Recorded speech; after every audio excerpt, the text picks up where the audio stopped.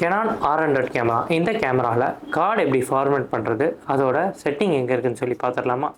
So first camera வந்து ஆனில் இருக்கான்னு சொல்லி செக் பண்ணிக்கோங்க.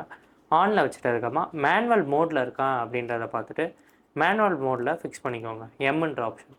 ஸோ எம்ன்ற ஆப்ஷனில் சேஞ்ச் பண்ணிட்டோன்னே இந்த கேமராவில் ரைட் சைட் கார்னரில் பார்த்தீங்கன்னா மெனுன்ற பட்டன் இருக்கும். இந்த பட்டனை ப்ரெஸ் பண்ணிங்கன்னா உள்ள கேமராக்கான செட்டிங்ஸ் எல்லாமே இருக்கும். ஸோ கேமராவோட ஆப்ஷன்ஸ், வீடியோக்கான ஆப்ஷன்ஸ், ஒய்ஃபை, அதே மாதிரி சிஸ்டம் செட்டிங்ஸ், இப்படி பல செட்டிங்ஸ் உள்ள இருக்கும்.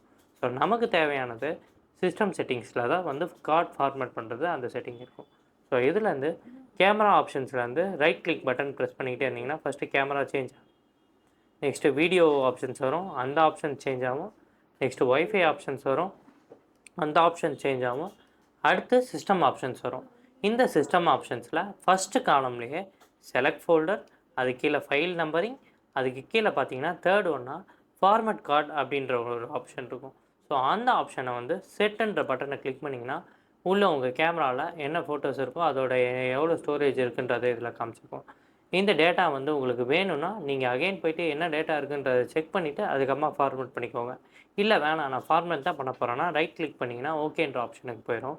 ஸோ இதில் செட்டுன்ற பட்டன் கொடுத்தீங்கன்னா ஆட்டோமேட்டிக்காக இந்த கார்டு வந்து ஃபார்மேட் ஆகிடும்.